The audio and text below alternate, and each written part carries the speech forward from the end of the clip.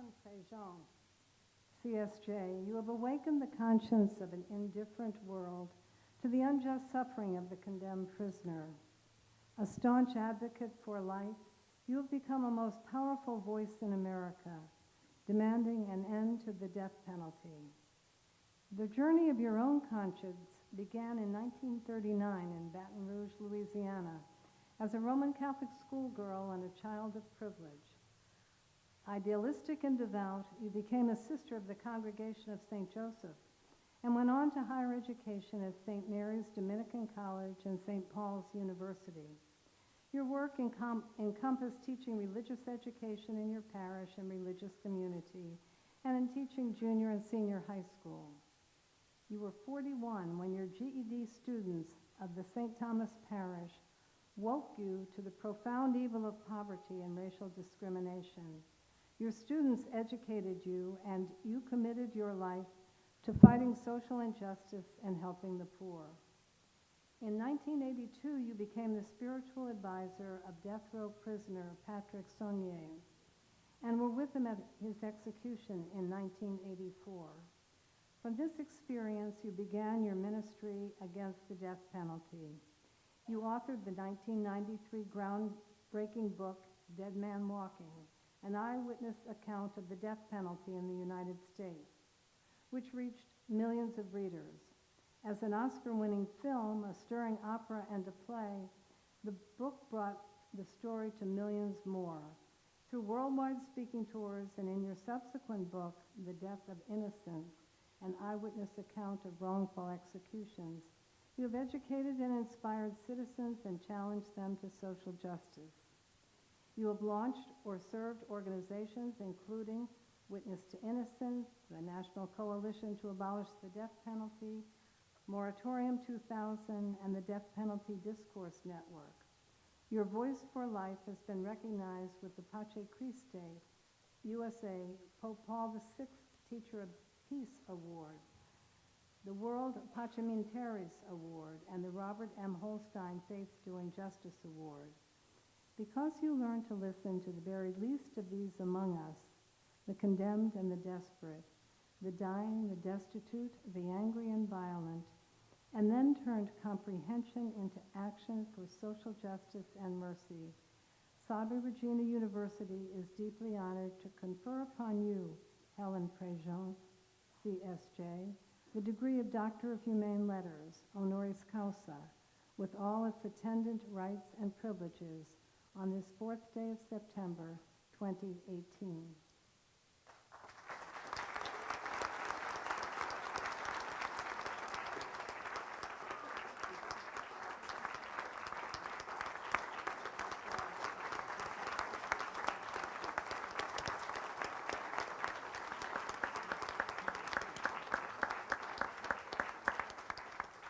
Today, we are not only honored to confer upon Dr. Prejean the degree of Doctor of Humane Letters, we also have the privilege of welcoming her as our 2018 Convocation speaker. Ladies and gentlemen, please join me in welcoming Dr. Helen Prejean.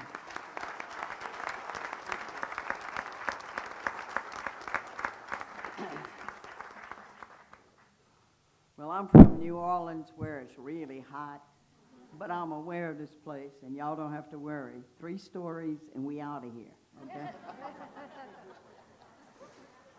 First story. Well, actually, I just finished writing this. It's a memoir.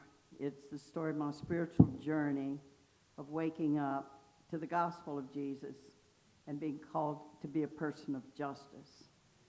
In the beginning of my spiritual life, I made a distinction. I said, I'm not getting involved in all in politics and stuff. I'm apolitical. I follow Jesus, which basically meant I prayed for the world and asked God to settle the big problems of the world that we were never going to figure out.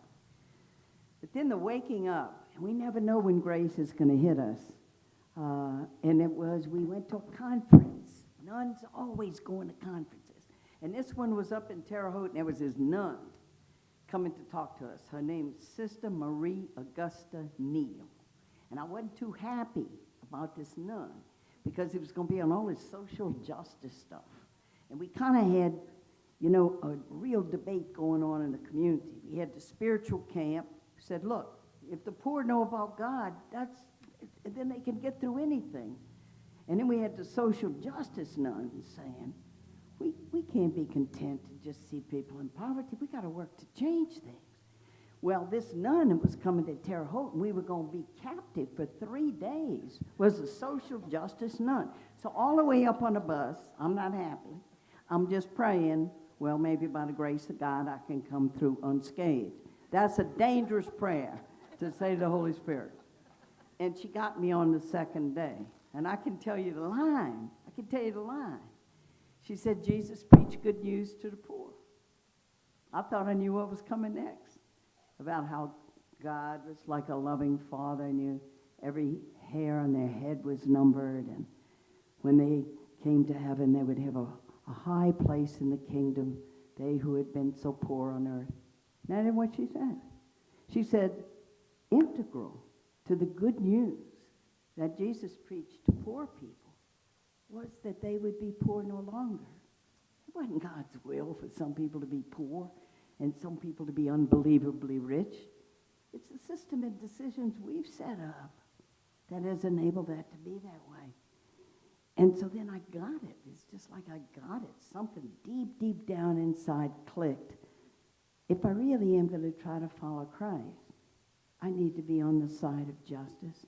And so my education began then.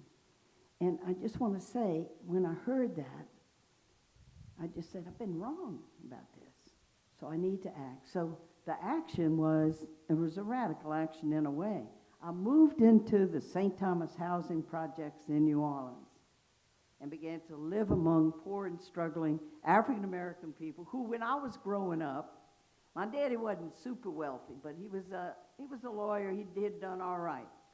And I lived in a house, big 2-story house. We had African-American servants. This was during the days of Jim Crow. You know what Jim Crow was? That's when black people couldn't sit with white people in church. They couldn't sit with white people in theaters. Couldn't drink from water fountains at white people. And we had a servants' quarters in the backyard, and that's where Ellen and Jesse, our black servants, lived. And here's the thing. I never questioned it, because Mom and Daddy were kind to Ellen and Jesse, and Daddy helped Jesse get some property, get a house, get a good job. But I never questioned the system. And that's what culture does, see? Culture gives us eyes, how we see things, how we hear things. So the waking up, that call to follow Jesus really means to get in there with poor people, to know what they're suffering, to know what the systems are. And that's why it's so good to talk to you today, because you are going to be the ones. What is going to grab your heart? What is going to set your boat out on a current that's going to carry you? Can you hear the cries of the planet, the suffering of the coral reefs, the melting of the Arctic, and other people just denying that climate change even exists? Is it the cry of the children to see what's happening with the immigrants, to see children separated from their parents because they're called criminals if they illegally cross the boundary of this country? What is it about the whole system of poverty? How is it that we still have so many poor people? It's because they're lazy and they don't want to work, and they could pull themselves up by their bootstraps. They could have a job by now. Why don't those people know that they should educate their children? Look at me. I'm educated. Our family did it. What will it be that grabs your heart? So while I'm living in St. Thomas is when the invitation came one day. It was so casual. I want to say Jesus is sneaky. Sneaky Jesus, there ought to be T-shirts. Everybody has a T-shirt. Salve one side, sneaky Jesus on the back. Because look what happened. Look what happened to me. So I'm coming out of the Adult Learning Center in St. Thomas, and a friend of mine who worked in the Louisiana Prison Coalition. I didn't know what went on in the prisons. Are you kidding me? I didn't know what was going on in the St. Thomas housing projects, less than 1/16 of a mile down from my house. And a friend was coming, and he had a project. And he said, hey, Sister Helen, you want to be a pen pal, somebody on death row here in Louisiana? So I was beginning to learn about all the social justice issues, all of them, right in my journal at night, reading Martin Luther King for the first time, reading the heroes that, that have worked for justice. Hey, sister, you want to be a pen pal? I said, sure. I was an English major. I thought, I can write some nice letters, I never dreamed they were going to execute this person. I thought I was just going to be writing nice letters. That's the sneaky Jesus part. So he wrote the name down for me, Patrick Saunier. And Patrick's story is the first one in Dead Man Walking. First we wrote letters, and then he had no one to visit him. He didn't even ask me to come, but I felt his loneliness, I felt his pain, and I went to visit him. And I tell his story. Now, he is only one half of the story, and the human rights of people who have done terrible crimes is one part of the story. The other part of the story is the suffering of victims' families and what they go through. When Dead Man Walking, the book came out in 1993, Patrick had been executed in 84. When that book came out in 93, 80% of the American public supported the death penalty, which means in the deep South states, which are the real executioners that have done 7 out of every 10 of all the executions, the support was like 95%. What difference is a book by a nun who's never written a book before going to make in that discussion? Well, one of the things, because I had a wise and good editor at Random House, he helped me shape the story in Dead Man Walking to help bring people with me into the struggle of my own heart. To see the humanity of Patrick Saunier in that death row cell is one thing. And to know, when I looked at his hands when I was visiting, that he and his brother, in cold blood, shot and killed a teenage couple, just a little younger than you, in a cane field, and left them there to die. And that was the other side of suffering. And when I wrote the first draft of Dead Man Walking, and Jason Epstein looked at it, he said, you wait far, far too long before you talk about the crime. You're all talking about the human rights of this person on death row and how we shouldn't be executing people, and you can't let the government make those kind of decisions. You're giving all those arguments. What about the outrage over the death of these kids? And do you feel the outrage yourself about the killing of 2 innocent kids? And what about their parents? And in that first draft, I'd also said, I don't know what to do about the victims' families, because they were all for the death penalty, and they saw anybody who disagreed with them as being their enemy. And so I stayed away from them. And Jason's looking at it, at the draft, and he just goes, that was really a big mistake. You kind of downplay it when you're writing about it. I said, well, I didn't know what to do. He said, it was cowardice, wasn't it? You were scared, weren't you? That they'd be angry, they'd reject you. So you stayed away. I said, yeah. He said, look, when you write this book, don't just write about the parts where you did it all right. Take people in the troughs of the waves where you did it wrong, because then they'll believe you in the story. But if you kind of only give your best side, kind of spin things that you're only giving that, they're not going to read your book. He helped me immensely to be truthful in the way I've told the story. And in all the talks to the American public in every one of these 50 states that I've done since Dead Man Walking came out, what we have to do in this is to take people honestly over to both sides of this discussion. The victim's family and prosecutors saying to the jury, look at that family. They're never going to see their child graduate from college. They're never going to see their grandchildren. Do justice for this family. And question, is it justice to ask a family? Now you just wait. It's going to take a long time, probably 15 years, hopefully not longer than that.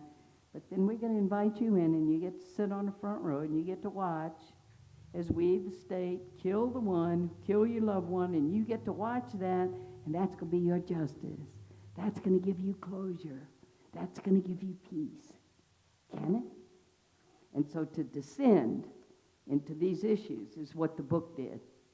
And then the book had barely come out And this is the second story, and I'm going to, oh, okay, well, we've done 10 minutes. We can do like 5 more, right? Y'all okay? Everybody okay? So the book comes out, so what chance does the book have, right? But you never know when you write a book, when you write an article, when you do a letter to the editor, when you put it out there. You never know where it's going to land. And the book, the next year, it was made a paperback, and Susan Sarandon read it. I never heard of Susan Sarandon. I had to look up all these movie stars. I didn't know who she was from a hole in the wall. But she read the book. And she had to she was filming The Client. It was one of the John Grisham films, and they had to come to New Orleans for an airport scene. Grisham was doing a lot of airport scenes in the beginning of his movies. And she called me up, and she said, look, I'm reading your book, and I got to come to New Orleans, and I'd love to meet you. And so I go, sure, yeah, I don't know. I mean, the movie into a book, all the nuns are saying, don't let Hollywood do a movie, your book, because they're going to have you eloping with the death row inmate. They don't know what to do with nuns. So I'm not too keen on these Hollywood people coming in and saying they're going to do a movie, right? So vote on the current, just taking it a little bit at a time as it comes, see?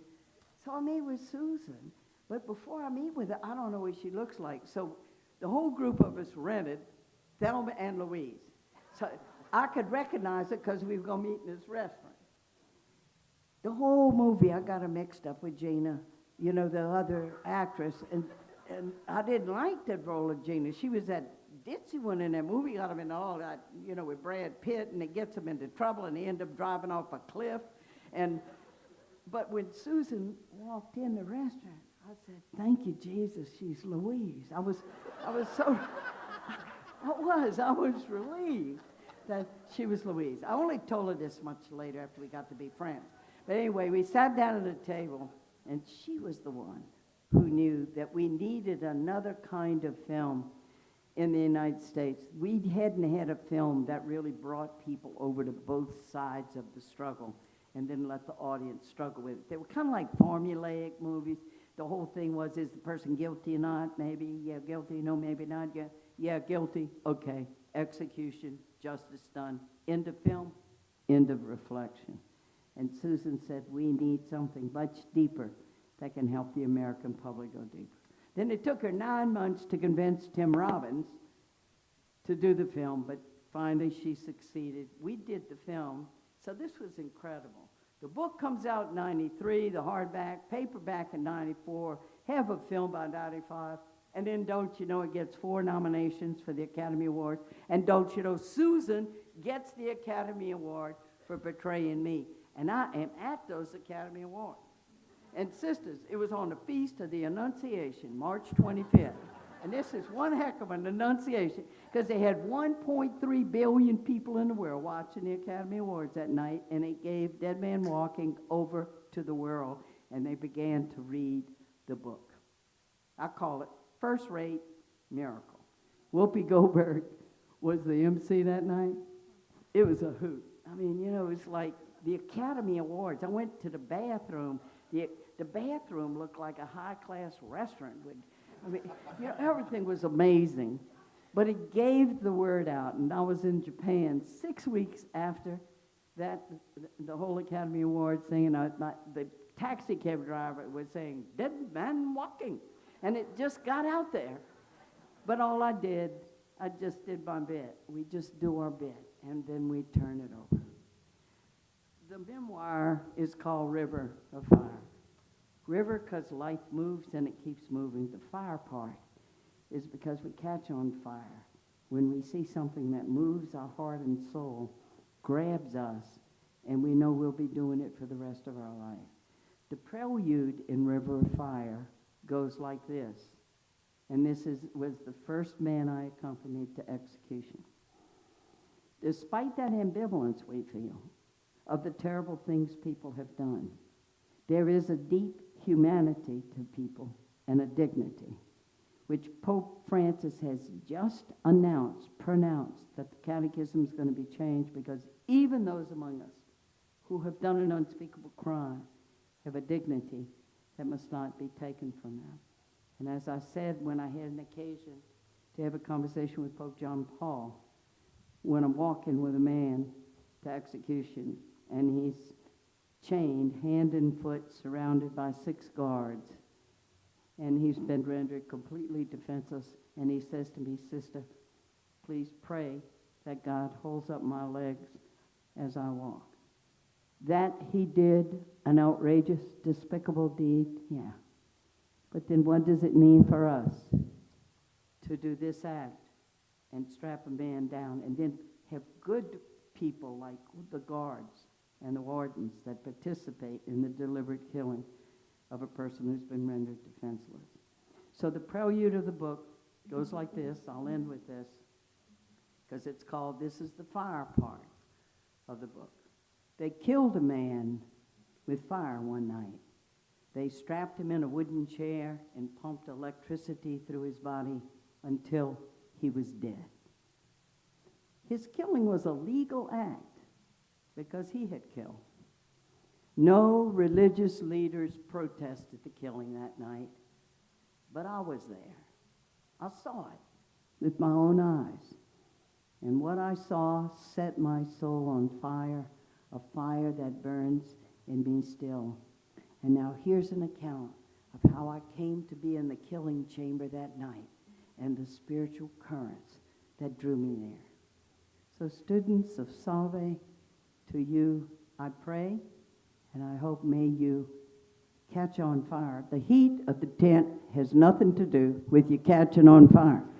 I wish you and pray for you and bless you with a passion in your life that'll consume all your energy and all your hopes and all your imagination. And there's nothing to stop you. You're in one of the best places in the world where you can get an education. God bless you.